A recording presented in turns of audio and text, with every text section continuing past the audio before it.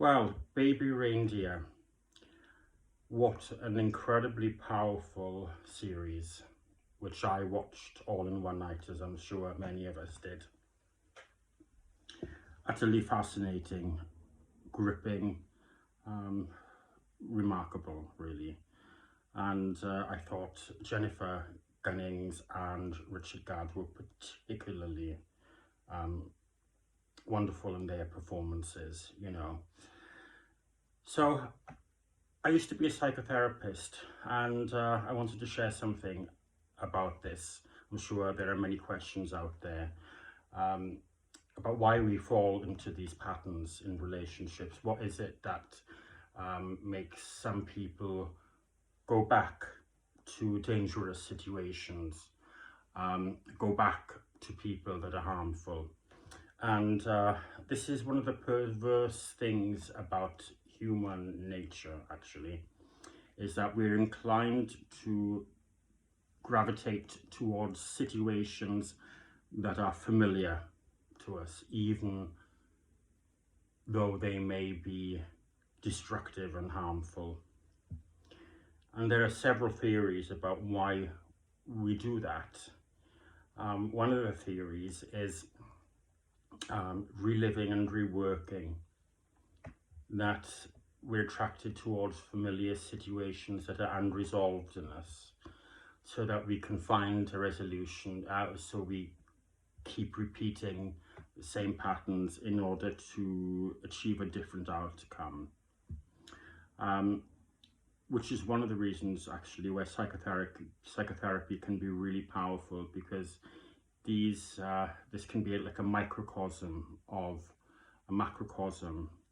a way of living out to a certain degree in the transference these emotions, and that the therapist be able to navigate it and respond in a way which provides for the client a different outcome. But going back to Baby Reindeer, one of the other theories really is that we are attracted towards people that have a comforting kind of aspect to them. And this is the strange thing. What can be comfortable is the familiarity. So we can actually have relationships with people who are harmful, but we are comfortable in it because that's something that we know. It's one of the reasons why a lot of people are terrified of love, isn't it? Because they might never have really experienced it in their lives. So they run a mile from it. And of course, these relationships, these people are drawn to us. And we are drawn to them usually through unconscious motives. It's not as if we wake up in the morning and think, right, today I'm going to yet again dive right in to a destructive relationship. No, it's a deep pattern, or as Carl Jung called it, an archetype. And these archetypes, over time, they can become really powerful patterns which kind of have a grip over us.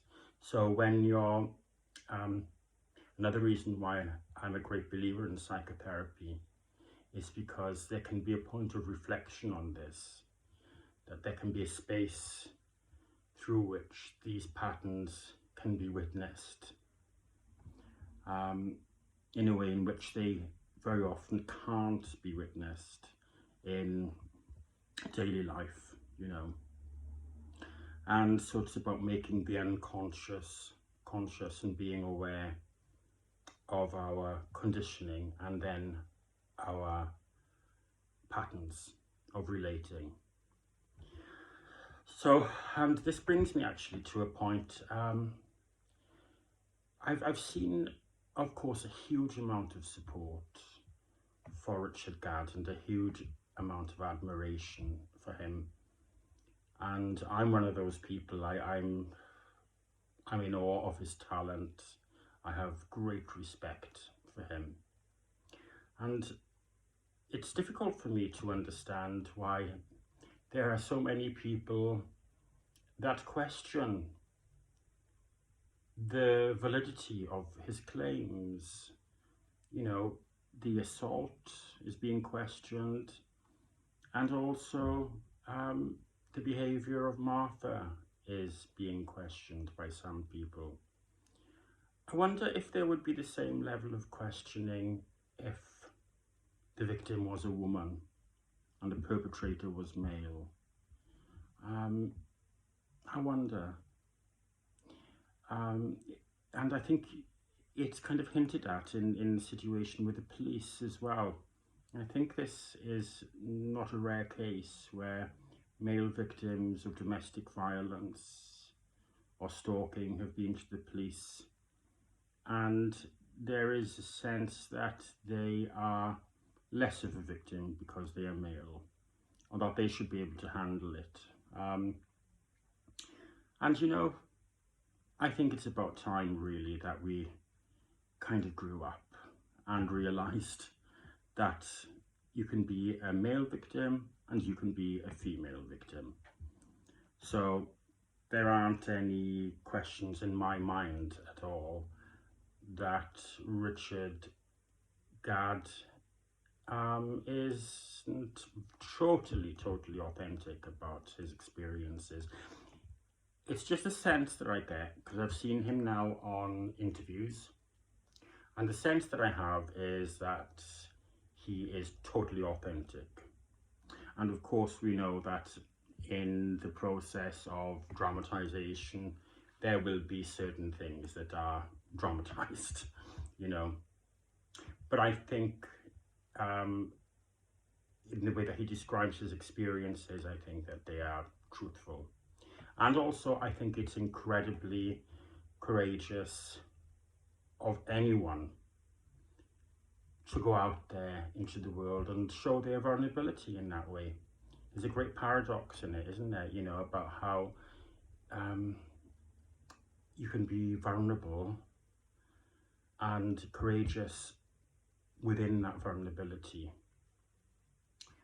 You know, he's gone out into the world and in a very raw and unabashed way described some things that many people would find it difficult to overcome and to survive from, and yet to communicate it in such a way which to me has some really, you know, how can I say, really positive motives behind it. I think he mentioned in a recent interview that he wanted people that had gone through similar traumas and been subject to abuse to be able to see that this is something that you can overcome, you know. And he's working with an amazing organisation now which helps male victims, I think, of that type of assault. So I think the potential danger in this situation, though, is that the uncontained emotions could once again be reenacted, and that there is a possibility of those destructive behaviours and emotions being played out again, and the situation could be very difficult to contain if that was the case, as of course it was uncontainable before, you know. So I wish all parties the very best in this.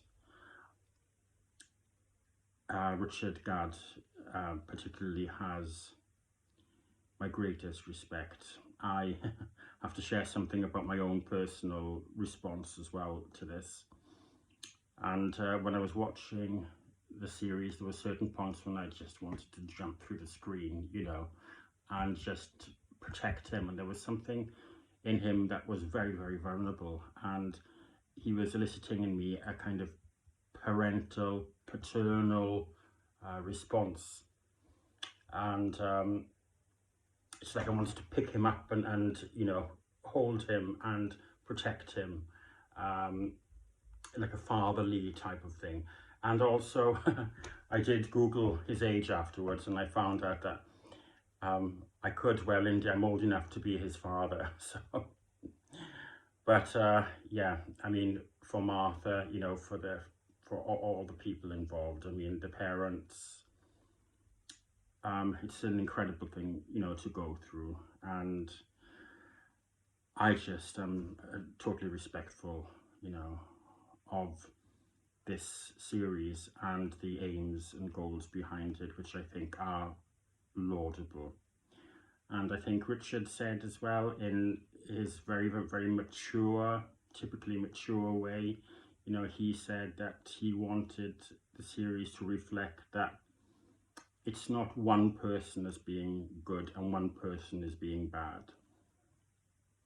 That this is a complicated situation, and that there are light and dark and shades of grey on both sides, you know.